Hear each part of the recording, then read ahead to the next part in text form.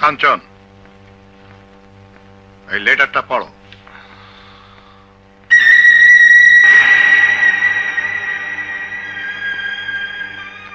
কেন লিখেছ? স্যার, আমার সামনে যে ফাইলগুলো আছে তার সবই আমার লেখা। এগুলোর সাথে মেলালে বুঝতে পারবেন এই লেখা আমার নয়। আমার প্রতি এতটুকু বিশ্বাস রাখবেন স্যার, আমি যা করি তা বলার সৎ সাহস আমার আছে। এই চিঠি আমি লিখিনি, লিখলে অবশ্যই আমি স্বীকার করে নিতাম।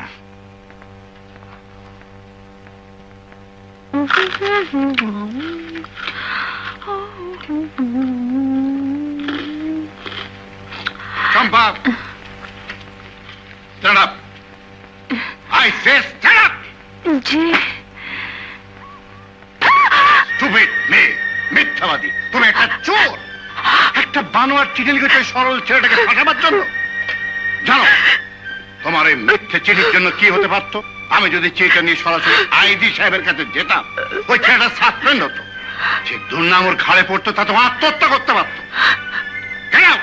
I say get out! যাও আমার সামনের থেকে, মিথ্যাবাদী চোর কোথাকার। Get out!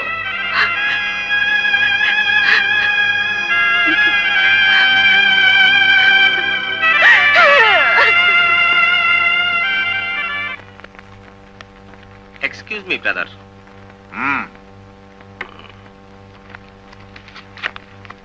মিনিস্টার সাহেব বোধহয় টেলিফোন করেছিলেন? না, আমার দলের ওই ছেলেটার ব্যাপারে টেলিফোনের আগেই ছেড়ে দিন, তা না হলে উনি আবার মাইন্ড করলে আপনার অসুবিধা হতে পারে। Get up! Get up! মিনিস্টারের যা, বললে যেন তোর মিনিস্টার আমার চাকরি খায়। হ্যালো, জি স্যার, জি স্যার। স্যার, ডিসি সাহেব। আসসালামু আলাইকুম স্যার। কাঞ্চন, তোমাকে এক্ষুনি আমার একটু প্রয়োজন। আমি তোমার সাথে কিছু কথা বলবো। যদি তোমার সময় হয় তাহলে তোমাকে আমার সাথে একটু বাসায় যেতে হবে। জি স্যার, আসছি।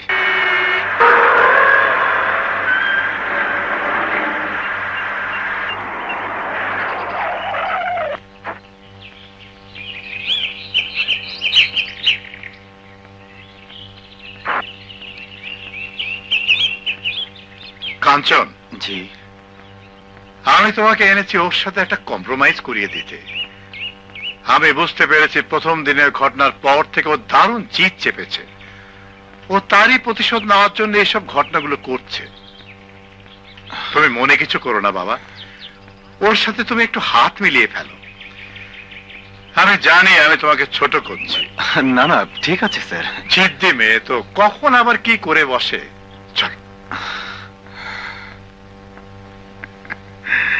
এসো। আব্বু, তুমি আমাকে কোনোদিন মারবে আমি ভাবতেও পারিনি। কি হবে এ জীবন রেখে?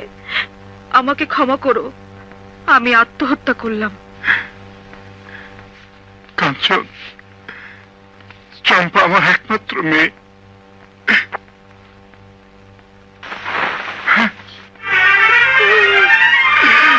কাঞ্চন, আমার চম্পা রে, আমার চম্পা রে।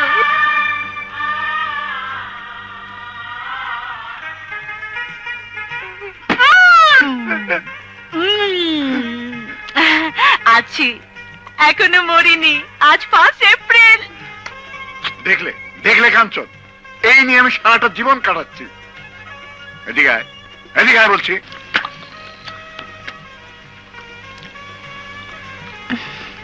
কাঞ্চন তোর কাছে হার মেনেছে। বাবা হাত মেলাও তো। লক্ষ্মী মা, সব ভুলে যা। শোনো, আর কোনোদিন মিথ্যে কথা বলো না। হাত মেলাও মা।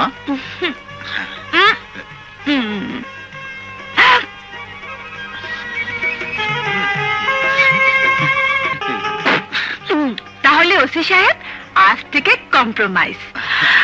ও হ্যাঁ, একটা কথা আছে।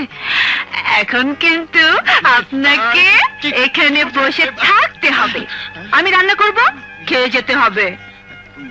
স্যার স্যার কি ব্যাপার, আপনার স্যারের দিকে তাকাচ্ছেন কেন? এটা অফিস নয়, এটা বাড়ি।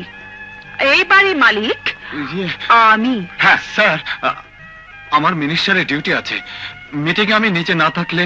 ও হ্যাঁ, আমি তো ভুলেই গিয়েছিলাম। চম্পা, কাঞ্চন আরেকদিন খাবে মা, ওর খুব জরুরি কাজ আছে। জন্মের পর থেকে দেখছি তোমাদের সব কাজই জরুরি। ঠিক আছে, যান যান ওসি সাহেব। রাগ করবেন না, আমি একদিন নিজে এসে খেয়ে যাব।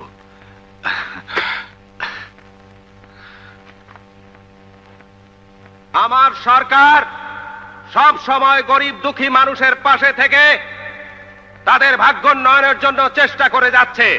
আমার সরকার এদেশের জনগণের সরকার, গরিব দুঃখী মানুষের সরকার। আপনাদের কাছে আমার আবেদন, আগামী নির্বাচনে আমার সরকারের পাশে থেকে তার হাতকে আরো মজবুত করুন, আরো শক্তিশালী করুন, শক্তিশালী করুন। আপনারা যদি আপনাদের ওয়াদা পূর্ণ করেন তাহলে আমি আমার সরকারের পক্ষ থেকে কথা দিচ্ছি, আমরা, আমার সরকার গরিব দুঃখী মানুষের পাশে চিরকাল থাকবে। এদেশের প্রত্যেকটি মানুষের জন্য বাসস্থান থাকবে, প্রত্যেকটি মানুষ চিকিৎসা পাবে, শিক্ষার সুযোগ পাবে, কোন মানুষ এদেশে অনাহারে মরবে না। আর এটাই হলো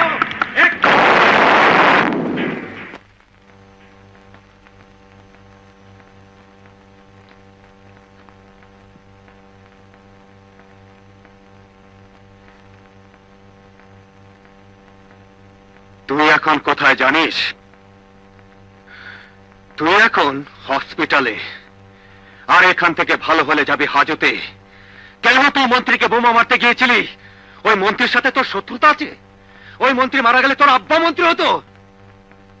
তাহলে কেন মারতে গিয়েছিলিস? ওই মন্ত্রী মারা গেলে কি তোর থাকার জায়গা হবে? তুই গাড়িতে চড়বি? তুই ভাত খেতে পারবি? তুই যে টোকাই, সে টোকার বাচ্চায় থেকে যাবি। স্যার, এই টাকা আপনি জানি কি কইলেন? ওই লোকটার নাম মন্ত্রী, ওই লোকটা মন্ত্রী স্যার। ওই লোকটা মরে গেলে আমার কিছু যায় আসে না। এই 50 টাকা আমার কাছে অনেক বড়। আজ 2 দিন ধরে আমি আর আমার নানি না খাওয়া। এই 50 টাকা একজনে দিয়া কইল ওই মিটিং এ এই বোমাটা ফেলবি। জি স্যার। স্যার, ওই অফিসার আমার সামনেই আছে। স্যার, আমি সব অফিসারদের ডেকেছি। জি স্যার, আমি সব ব্যবস্থায় নিচ্ছি। আচ্ছা কাঞ্চন, আর কি কোনো বোমা ছিল ওর কাছে? জি না, একটাই। হাই অফিসিয়ালসদের কাছ থেকে উপর্যুপরি টেলিফোন আসছে। বোমাটা বাস্ট না হলে অবশ্যই তোমারও কিছু করার ছিল না।